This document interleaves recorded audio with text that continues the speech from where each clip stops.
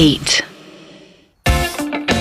मैं, अथर्व और हमारे जैसे हजारों बच्चे सुबह से ही अपना रिजल्ट देखने में लग गए थे। मैं क्योंकि डिजिट्स याद रखने में टॉपर हूँ, इसलिए मुझे अपने रोल नंबर के साथ साथ अथर्व, सुहानी और श्रेया का रोल नंबर भी याद था। पर सेल्फिश आदमी की तरह मैंने सबसे पहले अपना रिजल्ट देखा। Clear, clear, clear. Oh no! अपना रिजल्ट देखने के बाद मैंने अथर्व का रिजल्ट चेक किया तो मूड और खराब हो गया। सुहानी का रिजल्ट देख थोड़ी जलन तो हुई पर बुरा नहीं लगा। फिर लास्ट में श्रेया का रिजल्ट चेक किया तो सुबह सुबह मूड की लंका लग गई। मैं सीधे अथर्व के घर पहुंचा और घर के बाहर से ही उसको मिस्ड कॉल दी। अथर्व बहुत साफ सुथरा लग रहा था। उसके माथे पर टीका भी लगा था और उसके हाथ की पट्टी भी हट चुकी थी। अब बस उसकी टांग में थोड़ी लंगड़ाहट थी। और भाई गुड मॉर्निंग, अंदर क्यों नहीं आया? क्योंकि मैं रिजल्ट देख आया। अथर्व दोनों बातों में क्या कनेक्शन है ये सोचने लगा। हो बीसी, कहीं एक सब्जेक्ट में रह तो नहीं गया? उस साले पार्किंग वाले को तो फोड़ना पड़ेगा।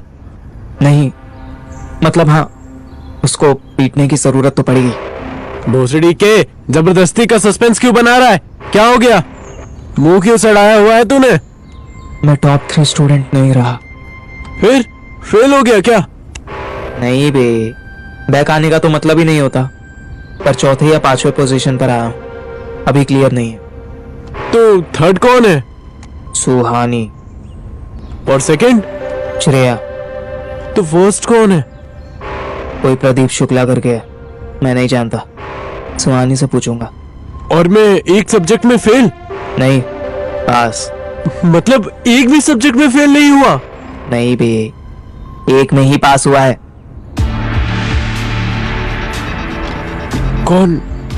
कौन से सब्जेक्ट में पास हुआ? फर्स्ट एग्जाम, जो आधा मैंने कर दिया था। उसने मेरा मुंह देखा। उसी एग्जाम में मेरे मार्क्स कम आए हैं। मैं उसी की वजह से 4 पर खिसक गया।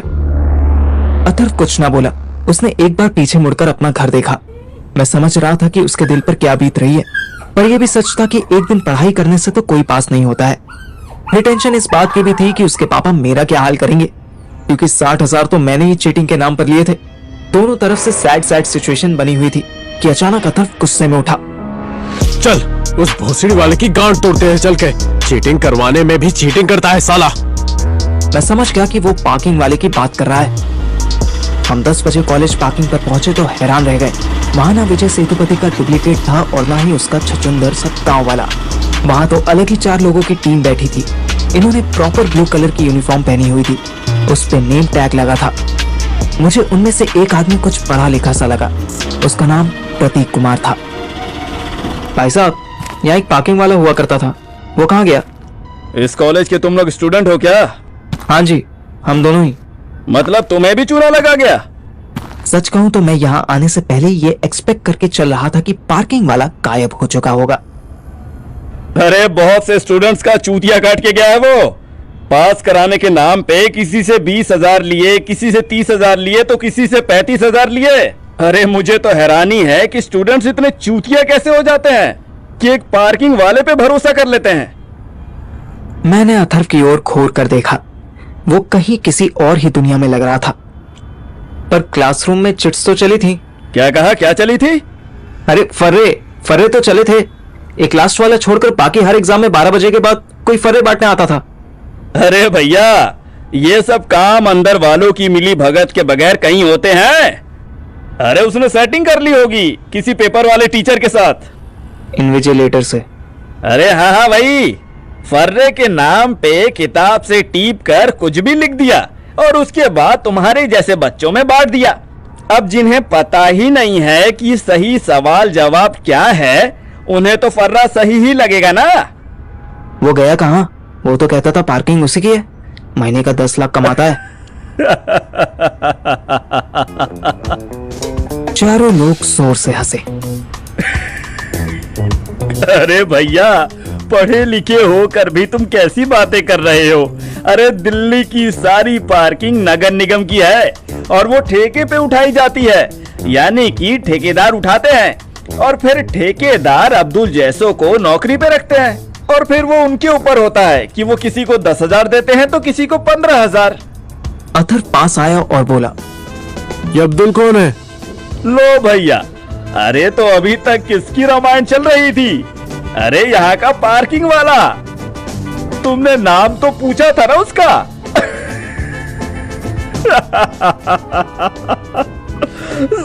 सही है। अंधों में रेवड़ी बट रही थी भाई। वैसे तुमसे कितना ले गया? तुम 2 लोग हो ना, मोटा काटा होगा। हम दोनों बिना कोई जवाब दिए वहां से चल दिए और ऑटो पकड़कर घर आने लगे।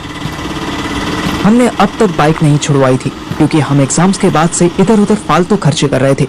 इतने सब के बाद भी मेरे पास 14,500 बचे थे। रास्ते पर किसी एटीएम पर रोक लेना भैया। अथर ने मेरी तरफ सवालिया आंखों से देखा। वो तेरे पास अकाउंट नहीं है ना, तो मैंने सोचा तुझे कैश दे देता हूँ। उसने कोई जवाब नहीं दिया और ऑटो से बाहर देखने लगा। एक जगह 4 एटीएम थे। यहाँ से घर से 500 मीटर रह जाता था।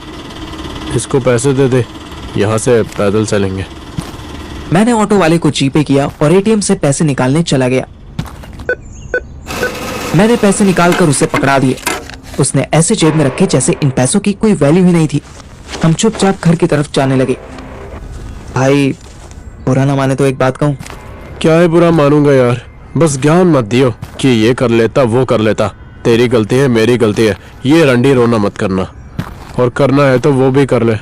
अच्छा ही है, घर पर जो ड्रामा होना है उसकी रिहर्सल हो जाएगी। नहीं, मैं ऐसा कुछ नहीं कहने वाला था। देख, तू भले ही इसमें ड्रामा समझे, पर बचपन से लेकर अब तक तेरी लॉस मुझे अपनी हार ही लगी है। सुबह मेरा मूड भी इसीलिए खराब था, लेकिन मैं तुझे कुछ और कहना चाहता हूं भाई। तू कहे ना, बाकी बकचोदी छोड़, डायरेक्ट बोल क्या बोलना है। तू पढ़ना नहीं चाहता, दैट्स ओके। बहुत लोग नहीं पढ़ना चाहते, पर बहुत लोग कुछ ना कुछ करना चाहते हैं। पर तेरे केस में सेक्स के अलावा कोई ऐसा दूसरा काम ही नहीं है जो तू खुशी से करना चाहता हो। तो सेक्स करना छोड़ दूं? वैसे भी छूटा ही पड़ा है। अगर सच में मेरा सजेशन लेना चाहता है तो पहले अपनी डिफीट एक्सेप्ट कर, घर वालों को फेस कर। अच्छा, फिर तुझे पता है वो क्या करेंगे? मेरा बाप क्या करेगा? जो वो करेंगे उन्हें करने दे। तू वो कर जो तू कर सकता है। देख, जो हुआ वो गलत हुआ, पर वो लेटेस्ट पार्किंग वाला सही बोला ना कि स्टूडेंट्स जब खुद ही आंखें बंद करके काम करेंगे तो कैसे पास होंगे। अथर्व ने मेरे आगे हाथ जोड़ दिए।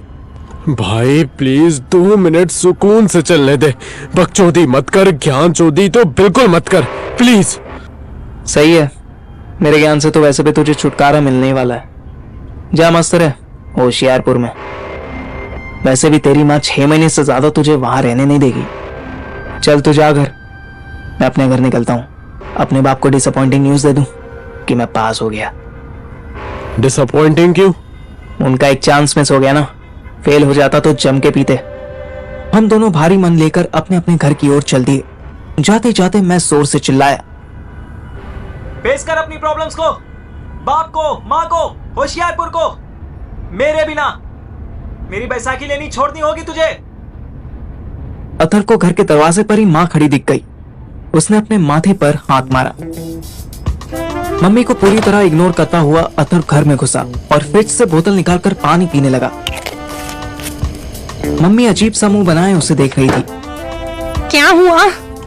हुआ नहीं, होगा। अथर ने उनसे निगाह नहीं मिलाई। क्या होगा? होशियारपुर का टिकट।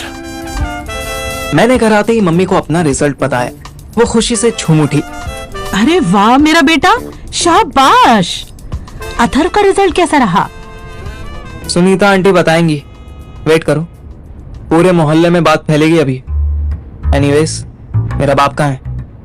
निकल गए सुबह ही। बोले तेरा रिजल्ट उन्हें ईमेल कर दूं।